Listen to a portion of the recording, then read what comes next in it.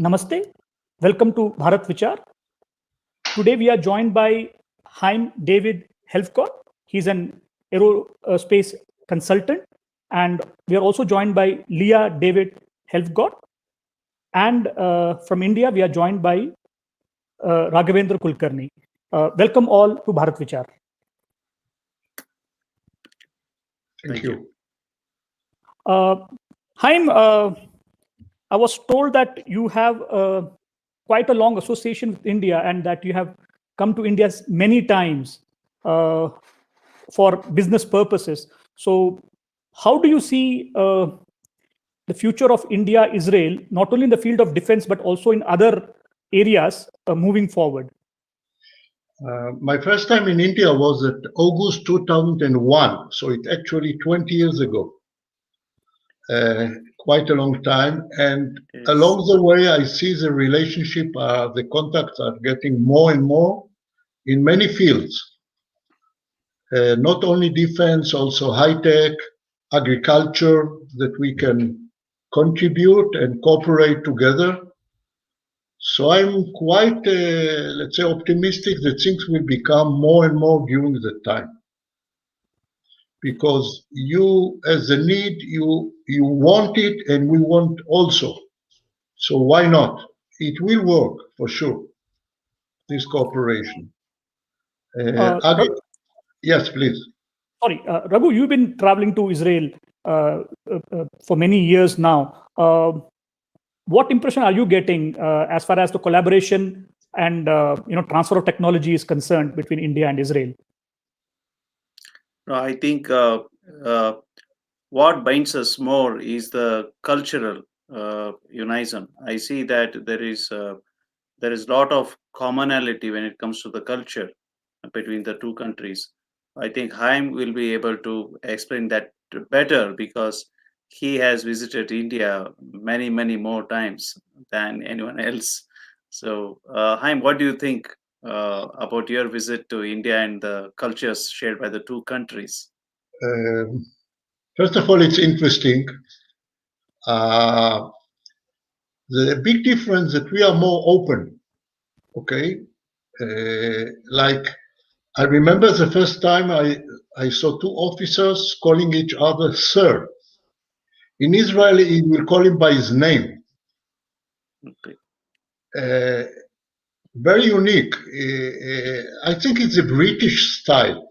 Israel is each one will be called on his name, and it makes sense. It's not sir.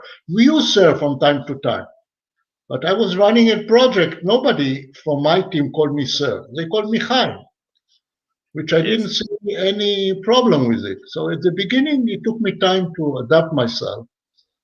And also, if you are an officer or you are not an officer, so there is some kind of grades. Yes. Of course, in our army or in our companies, there are grades, but things are more open, for good and bad. Most of the time it's for good because people are more open and they have no problem to express what they think. And it helps a lot with new ideas. And I remember first time in India, in the Air Force Base, I received an invitation to the officers' mess to all my team, all the project team, which was okay. In my team, I had two Indians, technician, very good one, and my team is composed of technician, engineers. Team is a team. And somebody came to tell me that since the Indian technicians were not officers, they cannot go into the officers' mess. And just to explain you, I was not an officer in the army. I was a medic. And under me, some of the engineers in the army were officers. But for us, it makes sense. Yes. I think you should also be open a little bit to this kind of openness and be ready to listen, to see. And I'm sure Raghu saw it also. Yes. It's somewhat difficult in India, actually, Haim. We have our entire military is based on the British structure, and plus also there is certain cultural things that are very, very important. Age factor is considered also. If someone is older, that level of respect and courtesy is extended. But it's a cultural thing, but it has changed because of the corporate environment in India. That has also changed now. Like I'm calling you Haim, it's practically unthinkable, because if you were in India, I would be calling you either Mr. Haim or Uncle, as we do in India, because out of respect. But things have changed a lot. But maybe in the future it might go in that direction. Moving on, Haim. Just few weeks back, there was a lot of problems in Israel between the state of Israel and Hamas. And after that,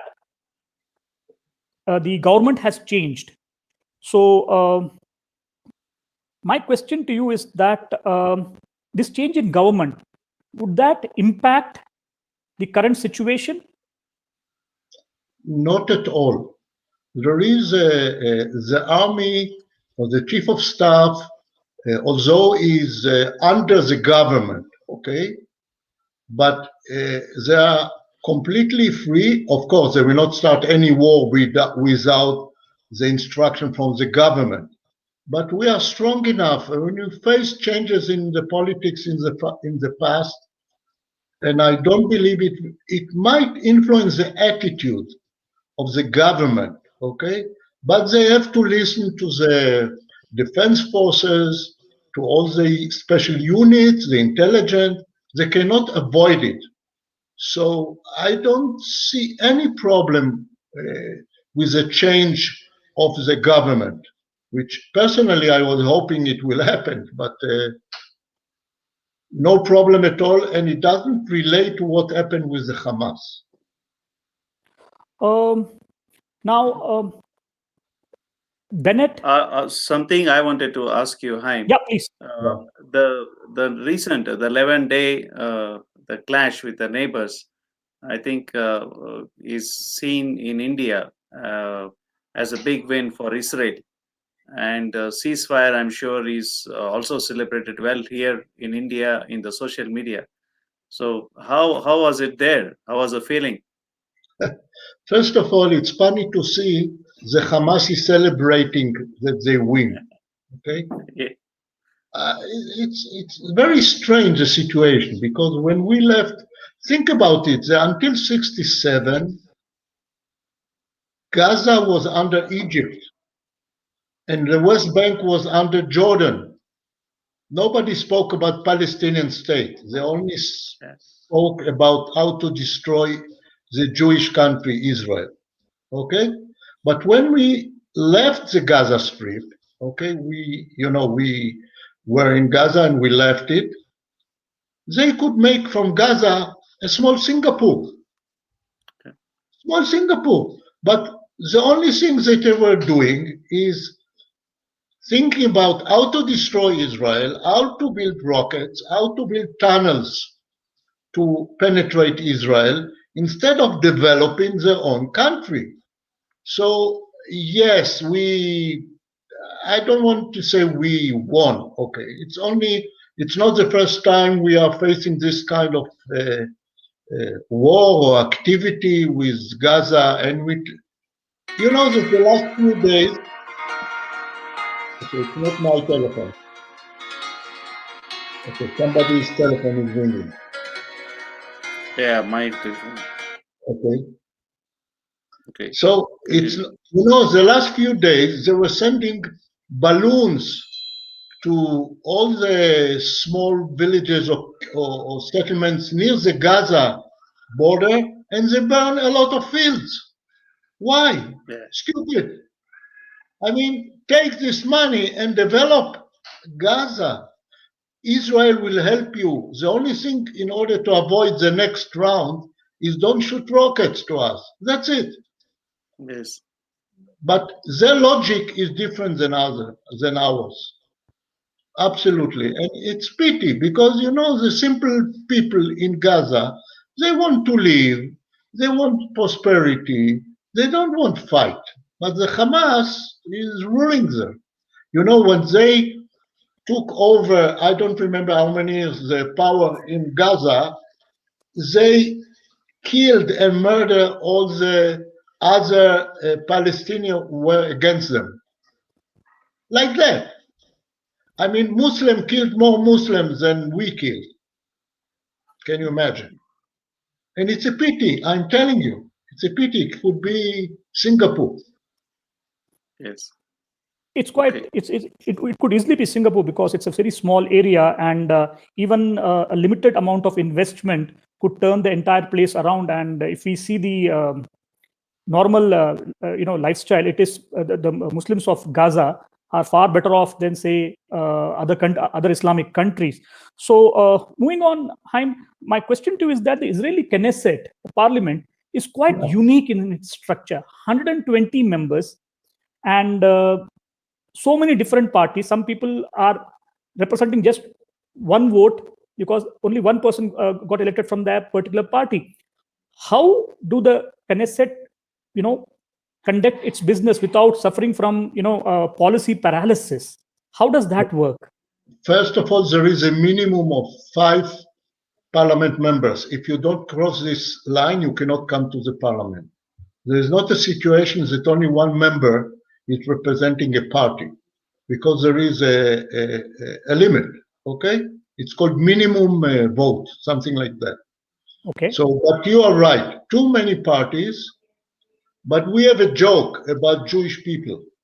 The two Jewish people on an island have 3 synagogues. You know why? Each one has his own synagogue, and the third one is the synagogue it doesn't go in. So this is the way. But anyhow, the parliament is, too many parties is not good. However, this is democracy, and it can work, and we have a government combined of maybe too many parties, but maybe it will influence each other and will balance. They will balance each other because they understand they need each other. A while back, some people were celebrating the fact that Benjamin Netanyahu has finally, had to bow down out of his position as Prime Minister of Israel. 12 years, one of the longest reign anyone has ever had. I think David Ben-Gurion, who was the first Prime Minister of Israel in 1948, was Prime Minister for a very long time and held in very high esteem. How do the people of Israel view Naftali Bennett, and how do the neighbors, Israel's neighbor, view him? Because he's an ultra-right, forgive my this term for using this term, they call him ultra-right Zionist, the term which is frequently used to, to target Jews. So how does that work? He's an ultra-right nationalist working with liberals and Arab Muslim parliamentarians. How is it going to work, and what is going to be the impression of the neighbors? First of all, I have to give you a compliment. You did a nice work by understanding, and because many Israelis doesn't know the fact. Okay. First of all, look who did peace with Egypt. Begin. When he came to power, they said, "Oh, he ultra right wing, and he did peace." I believe that Bennett, what he said before when he was in opposition, once you are in the power, you understand that it's very easy to be outside and give advice and shout, but when you are in power, you have to first of all listen, let's say, to other countries that you in charge, USA, Europe, and so forth, and also other parties that is in your coalition. Don't forget that Yair Lapid, he has more members in the parliament than Bennett, but he was willing, even the first one, to be the prime minister. So how did our neighbors see him? I don't know, but they will have to accept him. And they will not be disappointed. He is a wise guy. He's very clever. He's very clever, Ben. Yes, sir. He's a successful businessman, and started out of nothing. And one thing no one must forget that Menachem Begin was, in fact, one of the members of Irgun or Haganah, one of those two organizations before. Etzel. It was a right-wing organization before 48. 48, yeah. And then they got merged to the Israeli Defense Forces, and he joined mainstream. And yes, he was considered a terrorist at that time. He was not with Ben Gurion, but he joined Ben Gurion. So I see your point that when you are in opposition, you can say whatever you want, but when you get the power, one has to be very, very careful. Now, Naftali Bennett, after becoming PM, has again launched a series of attacks against Hamas. A lot of people, as I said earlier, that were happy to see Netanyahu go. Is Naftali Bennett going to be even more punishing on Hamas than Netanyahu? I'm not sure. It's not only Bennett. Don't forget that he has around him a team, okay, that has to decide what to do. I told you about the balloons they sent the last few days that burned a lot of fields. What should we do? Sit down and do nothing? Until now, only when they shoot rockets, we attack them. Now, maybe the equation is different. Hey, guys, it's sending balloons with explosions is not a game. It's not a game at all. But if they will not come into senses, the Hamas, I mean, and understand that they have to sit down and talk with us and maybe get some help, but the help will come only if you stop the terrorist act. That's it. Okay. I completely understood. One has to defend themselves. There was this argument made that, look, Israel killed 400 Palestinians and only 10 Israelis died. The counter argument was that only 30,000 Britishers died during Second World War because of the German bombing, but more than 100,000 Germans died because of the British bombing. So are the Germans on the right side of history? So it's completely understandable that Israel has every right to defend themselves. But a lot of people also... Don't forget that we have Iron Dome. Without the Iron Dome, we would have much more people killed. Yeah. Much more. I was going to come to Iron Dome. Actually, that is the technical aspect. But before I move on to Iron Dome, my question to you, Haim, is this: is Hamas trying to force Israel's hand to again come into Gaza as an occupying force? I don't know. Maybe they don't care about their people dying as long as they manage to kill us. We are thinking differently. We have a nice cartoon showing an Israeli soldier and his back, Israeli children. He's defending. And on the other side, the children are in the front, and the Hamas is, they are protecting the Hamas. This is the way. They don't care. A few days ago, I saw, I don't know why it wasn't too much advertised, that the UN in Gaza, UNICEF, I think, I don't remember exactly, they found tunnels under a school. Children, that's what we are saying all the time. We will never do it. We will protect our children. They don't care. Are they stupid? I don't know. Personally, I think it's a very sinister tactic by Hamas to use people as human shields. Saddam Hussein did that in 1991 when the US was firing Scud missiles. Muammar Gaddafi in Libya used to make sure that civilians were living near him so that, if there is a strike, and let's just face it, in the 1980s, I think in 1984 or 85, the Lockerbie bombing, at that time, the bombs and munitions were not as pinpoint accurate as they are now, because now missiles can come and maybe miss the target by few feet and reduce collateral damage. But at that time, the possibility of collateral damage was quite high. So I think it's a very chilling tactic used by Hamas, and the people of Gaza are being held hostage, and I don't know how long they will endure. So now you mentioned Iron Dome.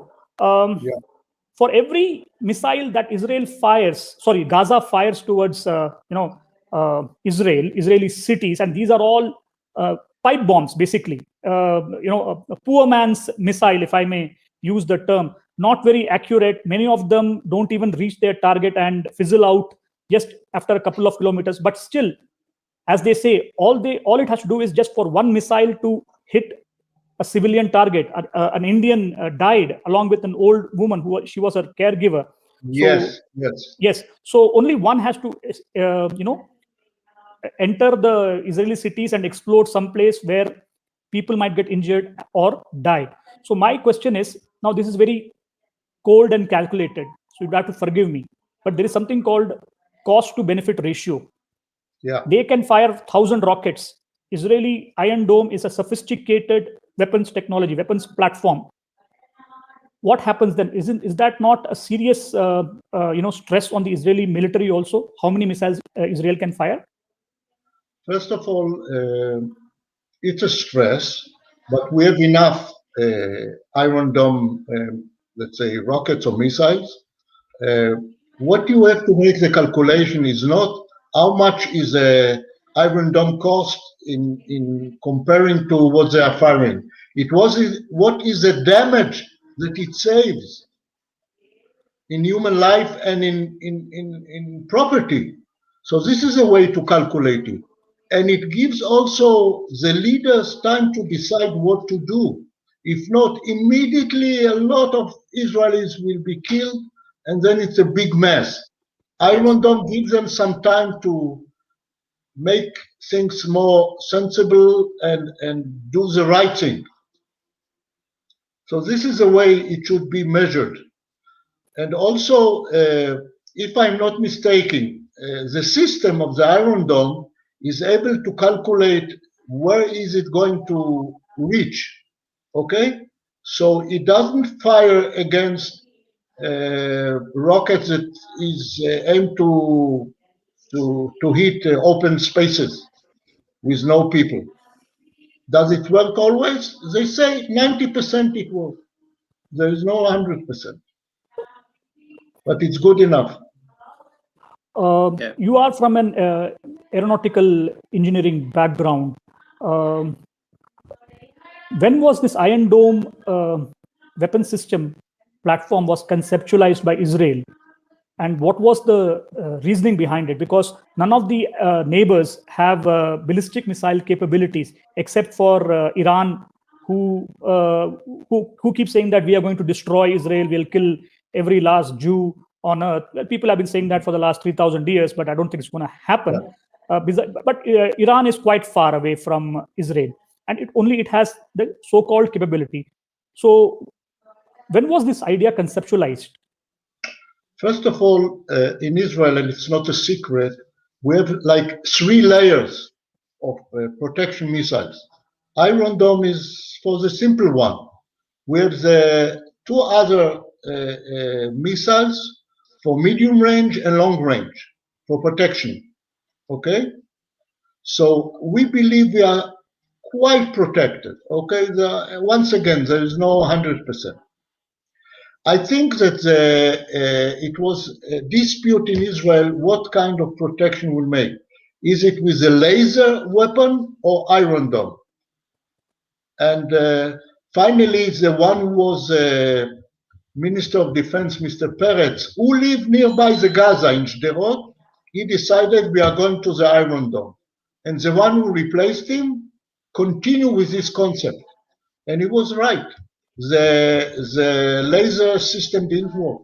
He was right by picking up this, and I was the honor to work in the company who developed the Iron Dome. I was not involved in this project. I cannot take any credit.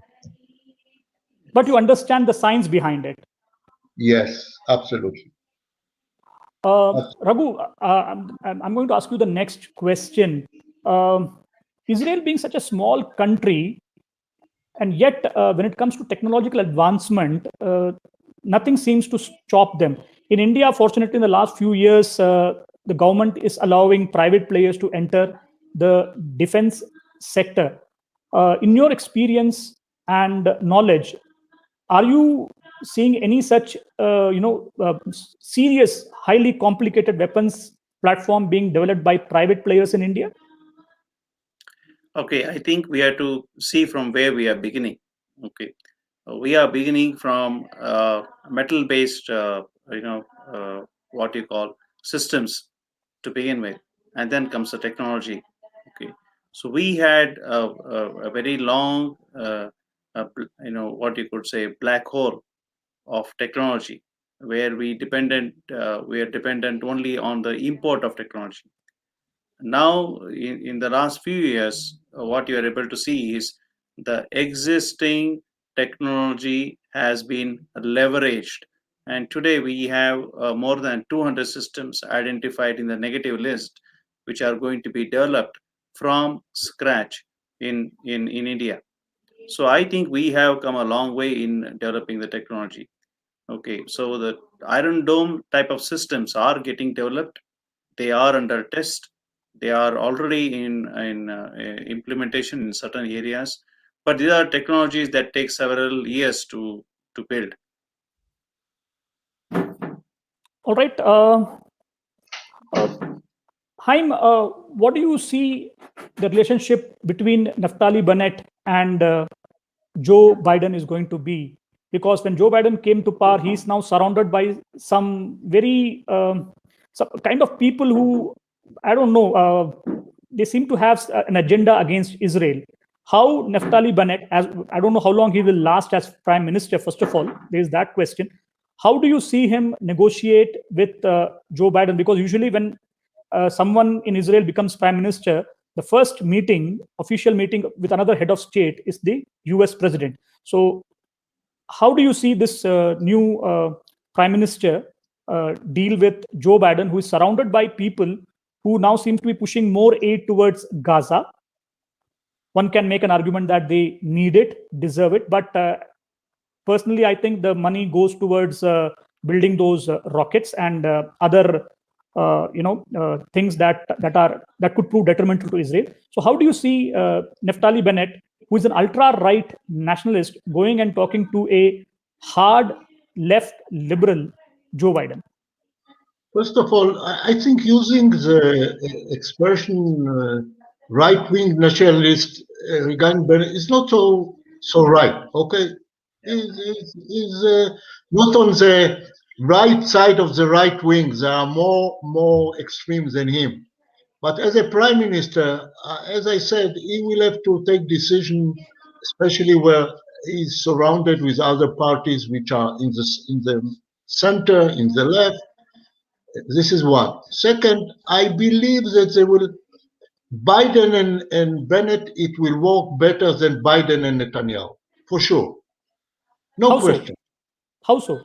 Also, because Netanyahu supported Trump, okay, and he very liked Trump, okay, Netanyahu. The last couple of years, he became a small Trump, let's say. So Biden didn't forget it. Biden didn't forget it. Biden called immediately Bennett to congratulate him. And don't forget that in 2 years, if everything is going well, Yair Lapid will be the prime minister. Okay? So I don't see a problem. Maybe there will be discussion, misunderstanding, but at the end of the day, also the USA, it's not we are getting support from the USA. We are helping them with intelligence, with a lot of things that we are not talking about it to the USA. So we need each other, no question. Now in India, we have come across instances where, let's just say that we are in a coalition, and I will say that, okay, fine, I'll become the first chief minister. We have not had that kind of problem as far as prime minister is concerned, since Israel is a very small country. So maybe it is happening at a national level. But in India, it has happened that I'll be CM for 2 years, and then you will be CM for 2 years, and then we will move on. How this rotation policy is going to affect Israel? Because both of them have diverse views on certain things. Now, you have made it very, very clear that one must not say right wing or left wing, because once you come to power, you have to face the realities. But still, when someone changes seat, someone else comes and sits on the seat, we have to deal with that person. We have to understand that person. How is that going to work? Say for Modi, who is facing another election in 3 years' time in India in 2024. About this time, we'll be holding our elections, and probably, or maybe our results might be out in the month of May. But how wouldn't that, what kind of impression that would send out to the world? How world leaders will be able to talk to Israel when there seems to be a musical chair with regards to the PM's position? It's a good question, and I'm not sure we can say a clear answer, okay? Because before, Netanyahu and Benny Gantz have some kind of agreement also, but Netanyahu didn't fulfill it. I believe now it will be fulfilled. Wait, okay, it will be fulfilled. And good question. How will be the transition? As far as I understand, they have an agreement exactly how it is going to happen, and it will only contribute to both of them if they do it right. At the end of the day, you know, I can only believe and hope it will work nicely, but you never know. In a way, I believe if this government will 6 months will run good, it will not stop. It will not stop. Let's give them a chance. Okay, benefit of the doubt. Once you are in power, every person deserves some time to, implement their policies, some time to them. But he only won by just one seat. So that's why I keep saying that there is this political uncertainty there. Now, last question to you, Haim. India sees Israel in a very high esteem. The last 7 years in India, after Modi came, there is also a rise in nationalistic fervor in India. We are proud of who we are. And, since 1948, we have heard stories of how Israel overcame insurmountable odds to, pull itself out of very tough situation. 1948 war, and then the when Israel, France, and Britain invaded Port Said. 56. Yeah, 56. And then, the 19, I think there was a war in 63 or 64? 67. 67. It was a 6-day war, right? Yes. And then in 1973, when Israel finally managed to get hold of Golan Heights and all that. So no, the Golan Heights in 67. 67, was it? Yeah. In 73, it was the Sinai, I believe. In 67, because they started the war, don't forget,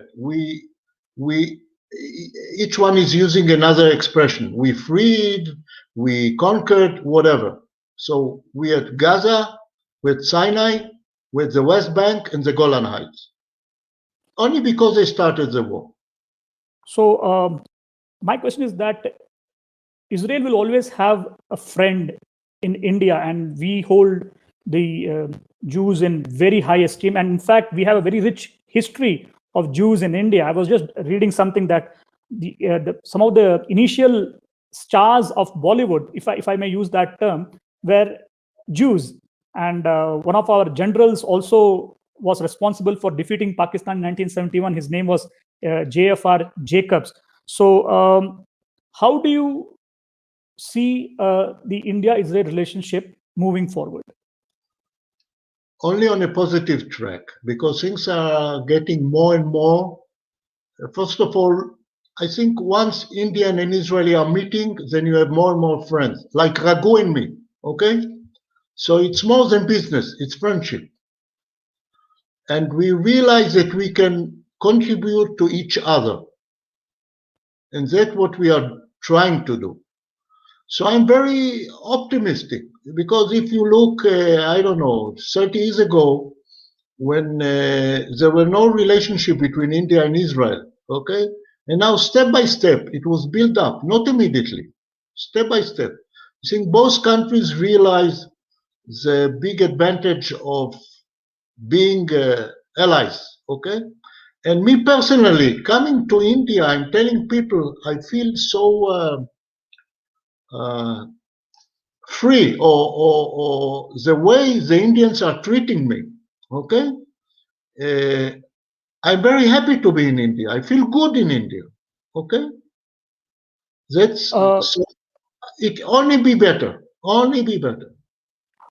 Well, I'm glad that Modi made the first official trip to Israel as Prime Minister, the state visit. I think it went a long way in solidifying the relationship between India and Israel. And from what I hear, no matter who becomes Prime Minister, some of the institutional decisions that were taken by the state of Israel would continue, regardless of, say, any difference in ideology. And I hopefully that this relationship continues for years and years to come. Haim, David, Helfgot, Raghavendra Kulkarni. Unfortunately, I think we had trouble with Leah.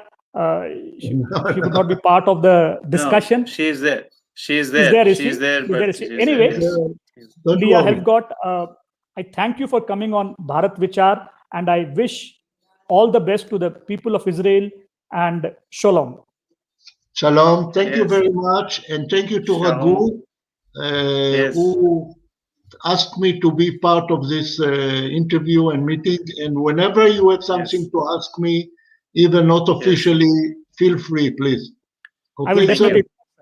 definitely do that. Thank you very much. Bye bye. Bye bye. Bye. Thank you. Bye. Toda. Bakasha.